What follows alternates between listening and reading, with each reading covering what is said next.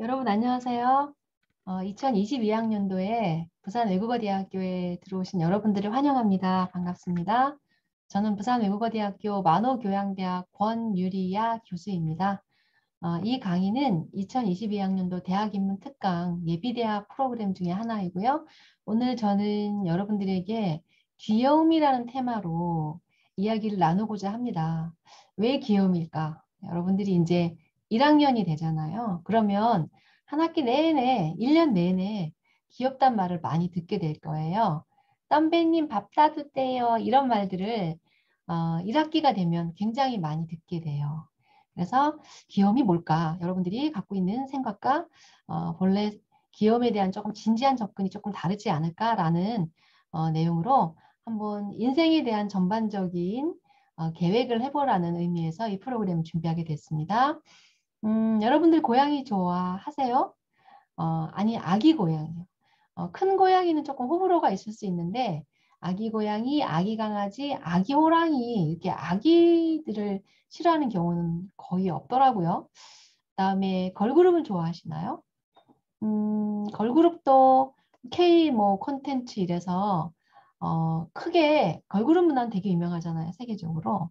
싫어하는 경우를 보지 못했어요. 근데 어느 날 제가 이런 잡지를 봤습니다. 귀여움이 세상을 구한다. 이렇게 제목을 적어놨더라고요. 근데 한번 고민을 해본 거죠. 진짜 귀여움이 세상을 구할까? 왜 이런 문장이 여기에 있을까? 그건 아마도 귀여움이 갖고 있는 힘 때문일 것이다. 그런데 과연 그 힘이 올바른 것일까? 이런 두 가지 측면을 한번 고민해 보려고 이 강의를 준비했습니다. 자, 좀 본격적으로 볼게요. 여러분들은 귀여움을 받고 싶다고 생각해 본 적이 있나요? 이 귀엽다라는 거는 꼭 어린아이뿐만이 아니죠. 직장에 가서 상사로부터 귀여움을 받고 또 아주 나이가 많으신 분도 이렇게 뭐 굉장히 권력층에 있는 사람들도 더 높은 권력을 가진 사람으로부터 총애를 받는다고 하죠. 예전에 궁궐 왕실의 이야기를 보면 뭐 임금으로부터 총애를 받는다든지 그럴 때 우리가 귀엽다라는 말을 많이 씁니다. 그래서 이거는 성별이나 지위 고하를 불문하고 기업을 받고 싶다는 생각을 해보는 경우가 대부분 아마 있을 거라고 생각을 해요. 근데 저는 이제 오늘 여러분들이 새내기잖아요. 그래서 새내기님들과 함께 앞으로 멋진 대학생활을 위해서, 그러니까 그냥 대학생활을 하는 게 아니라 멋진 대학생활을 위해서, 그리고 멋지게 또 대학을 졸업한 이후에 인생의 시간들을 보내기 위해서 어떻게 살아가야 하는지를 이 귀여움과 관련해서 설명을 드리려고 해요. 조금 너무 멀지 않나요? 귀여움과 멋진 인생? 잘 이야기를 듣다 보면 그렇게 거리가 있지는 않습니다. 네, 그러면 어떤 내용일까요? 귀여움이란 단어를 가지고 설명할 텐데 귀여움의 정체는 뭘까요? 를 보는데 이걸 보기 위해서 짧은 동영상을 하나 보여드리겠습니다. 지금 화면이 공유가 안 돼 있을 거예요. 그래서 아기 고양이 영상 입양한 아기 고양이 영상인데요. 걷는 것도 막 아장아장 거리죠?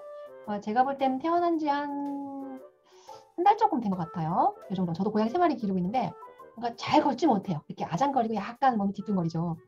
그리고 세상 물정을 잘 몰라요. 몸집이 작고요. 아직 발달이 덜 되어 있습니다. 네, 이런 동영상들이 유튜브에 들어가면 굉장히 많아요. 뒤뚱거리죠? 조금 건너뛰어 볼까요?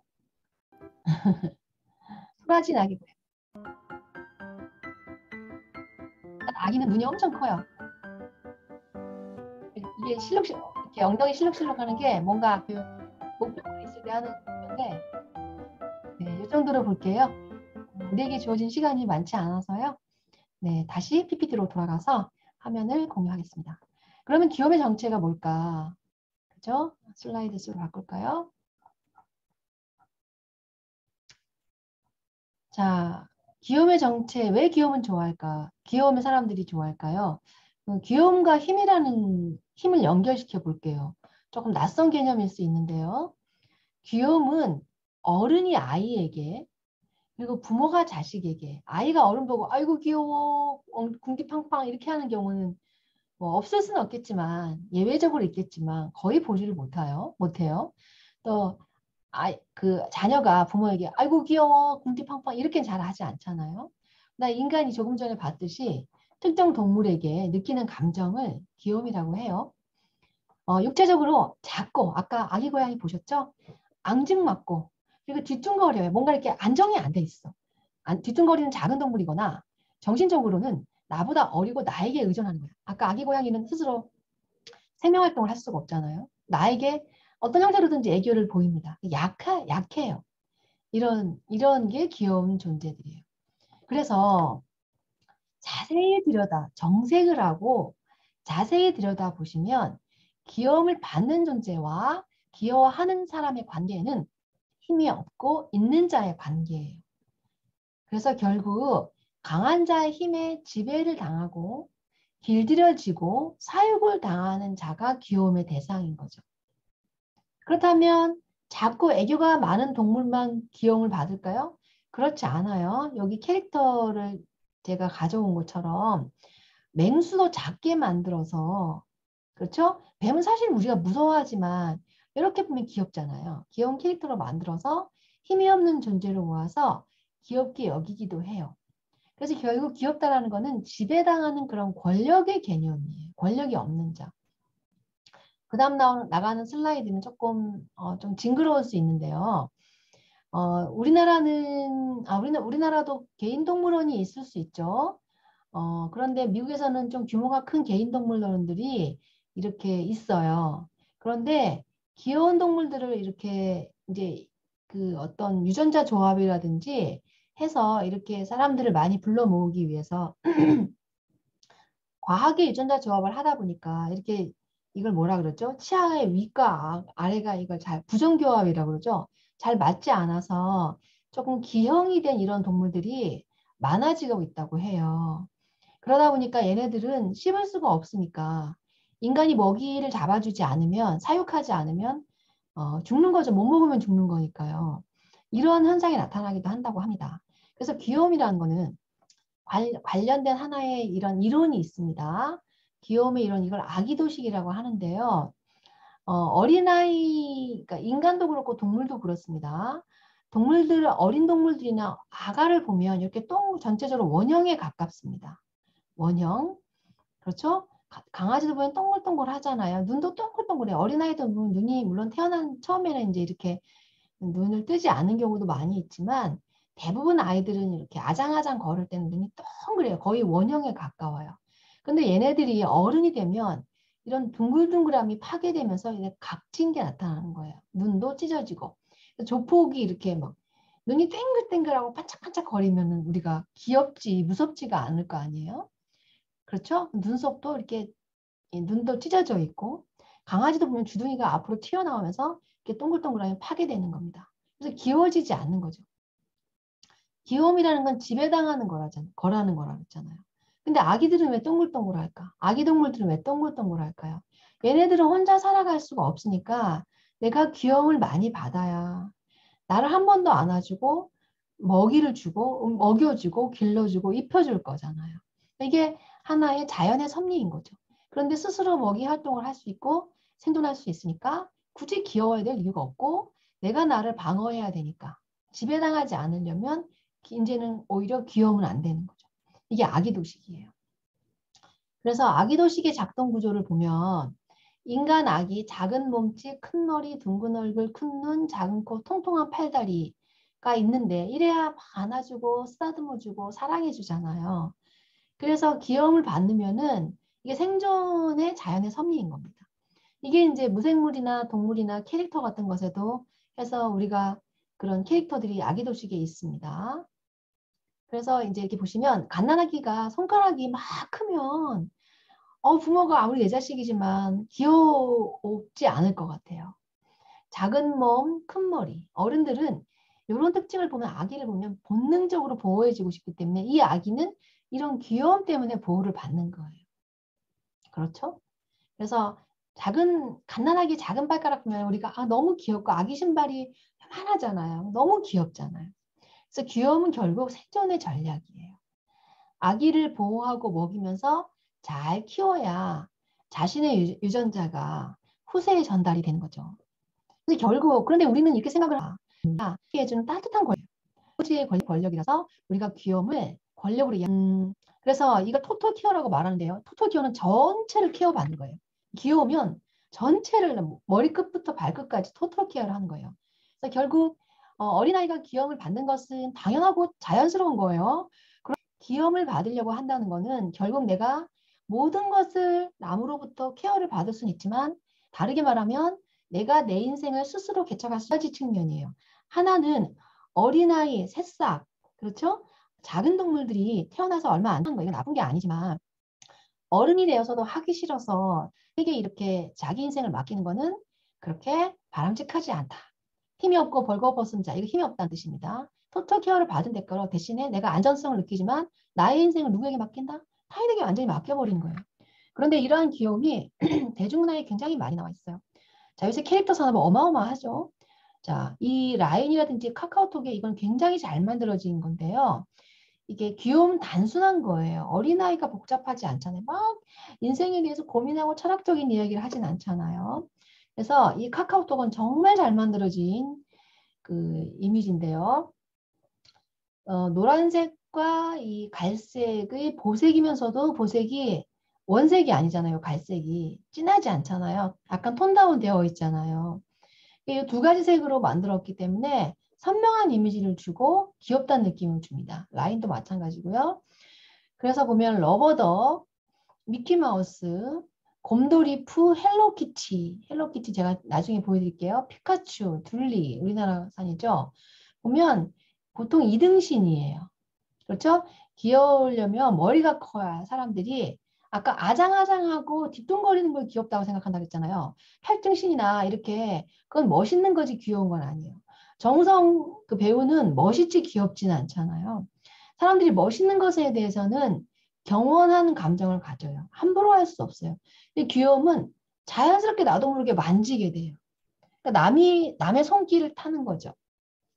그게 캐릭터의 중요한 특징들이에요. 모두 이런 캐릭터들이 귀여움을 무기로 성공한 건데요. 큰 머리와 눈, 그 이등신입니다. 보통 이등신. 짧은 코에 통통한 몸, 손도 굉장히 작고 이렇게 구별되어 있지 않아요. 자, 이게 이제 그 뭐죠? 갑자기 이름 생각이 안 나네. 갑자기 이게 뭐죠? 이름 생각이 안 나요. 자, 이게 라바입니다. 라바는 아예 이렇게 구별이 없어요. 이게 둘리고 이게 뭔가요? 아, 저기 갑자기 이상한 생각이 안 날까? 이거 미쉐린 타이어에 나왔던 그겁니다. 자, 아까 헬로우키티 보여준다 그랬죠? 헬로우키티는 정말 저 일본에서는 국제적인 산업입니다. 일본을 엄청난 부를 안겨준 일본 캐릭터 산업의 대표적 유자의 헬로우키티인데요. 역시 이등신이 넘죠. 단순합니다. 여러분 이 캐릭터에 보면 중요한 게 있어요. 눈동자와 입이 없어요. 자기 주장이 없는 거죠. 이걸 가와이라고 하죠.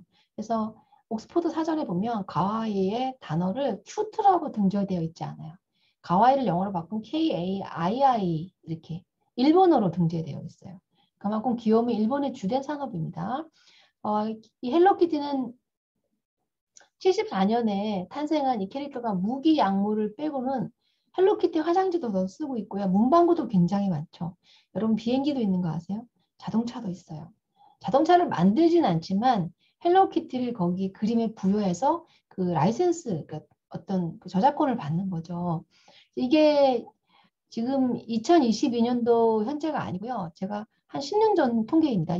우리나라 예산이 얼마죠? 거기에 상당한 수치입니다. 자, 이렇게 축제를 해요. 자, 헬로키티는 어린 시절 고양이에게 느꼈던 포근함 상기시키면서도 부드럽고 통통한 아기만의 귀여움을 갖춘 대표적인 그런 캐릭터예요. 그래서 헬로키티 회사가 살리오사인데요. 원래 그 비단, 견직물인 비단이죠. 실크를 판매했는데 이게 잘 장사가 안 됐어요. 고민하다가 여기에 이제 딸기 문양, 딸기도 귀엽게 한 거죠. 자세히 보시면 여기 딸기 핑크색의 변형이고요. 여기 전체적으로 핑크색의 딸기 씨 이렇게 하얀 점들이 있죠.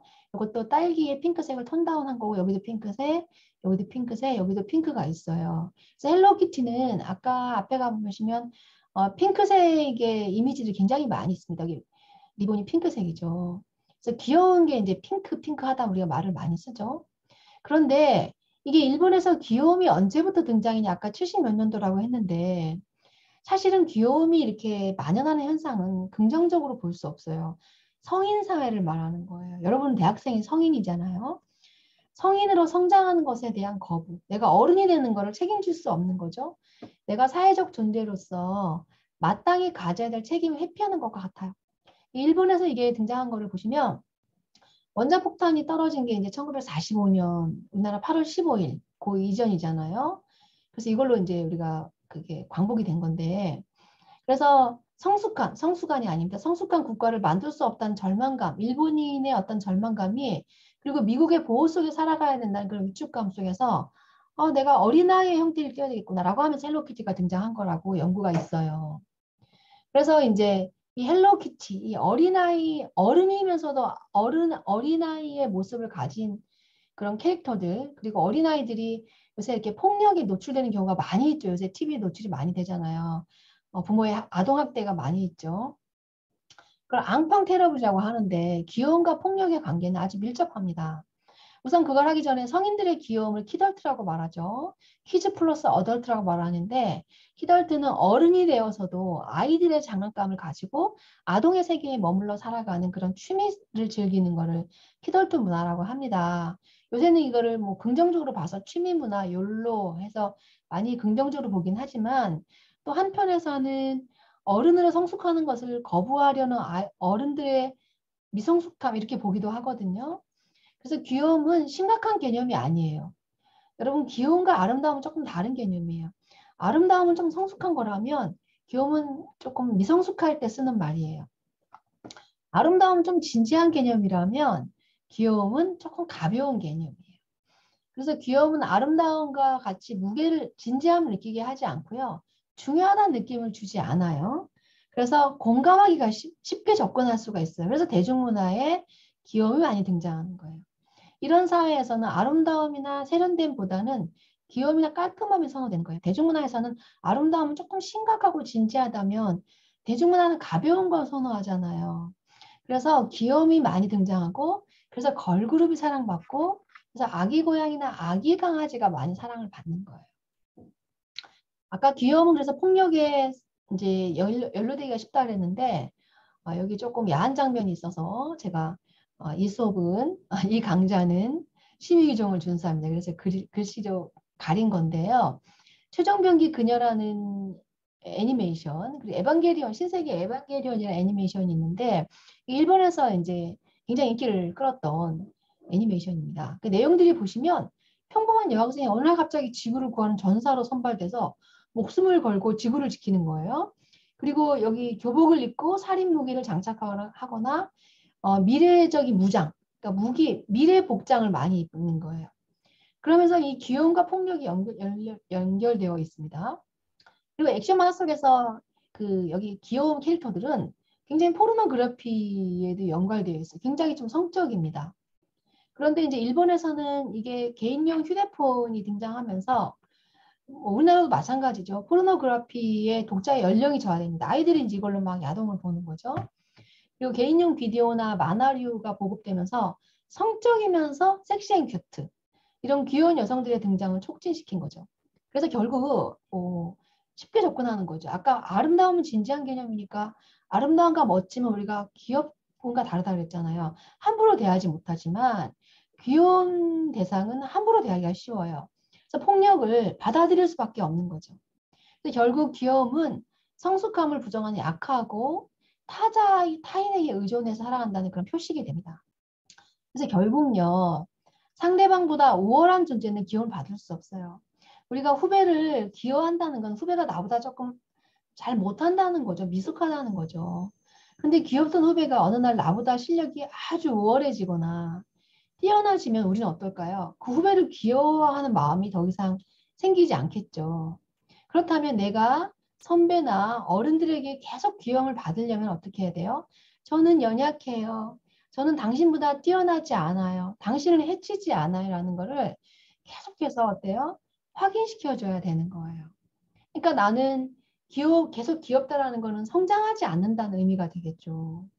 그렇죠? 어른일 때를 얘기하는 겁니다. 그래서 사람들은 실력이 없을 때 힘 있는 사람에게 귀여움을 받으려고 하는 경향이 있어요. 그러니까 새내기 여러분, 선배님 밥 사주세요. 물론 한두 번 그럴 수 있지만 너무 귀여움 받으려고 하지 말고 실력을 갖추고 이웃을 사랑하는 능동적인 학생이 되는 것이 더 멋진 대학생이 되는 거예요. 아까 제가 앞부분에서 그런 말씀을 드렸죠. 이 강좌는 여러분이 대학생활을 하는 것이 아니라 대학생활을 멋지게 하는 것. 그 다음에 나중에 대학을 졸업하고 나서 멋진 성인이 되는 걸 목표로 이 강좌를 진행하는 것이지 그냥 대학생, 그냥 성인을 말하는 것을 되기 위해서는 우리가 굳이 노력할 필요는 없잖아요.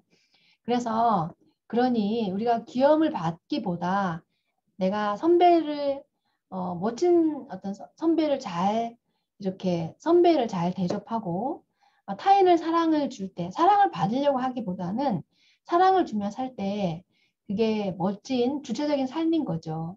그렇죠? 여러분 멋지고 당당한 새내기로 살아가시는 것이 훨씬 좋은 일인 것 같습니다. 오늘 제가 귀염이라는 테마를 가지고 물론 걸그룹을 많이 다루진 않았습니다. 고양이 얘기를 했는데 여러분은 당당하고 멋진 성인으로 실력을 가진 사람으로 살아가시면 대학생활도 즐겁고 다른 사람들이 여러분들을 이렇게 선망할 것 같습니다. 강의가 도움이 됐나요? 도움이 됐기를 바랍니다. 혹시 저는 이제 글쓰기를 강의하고 있는데 필수이기 때문에 1학기와 2학기 1학년 때 많이 볼 수 있을 거예요. 그때 또 시간이 되시면 같이 공부하기를 바라면서 이만 강의를 마치겠습니다. 여러분 고맙습니다.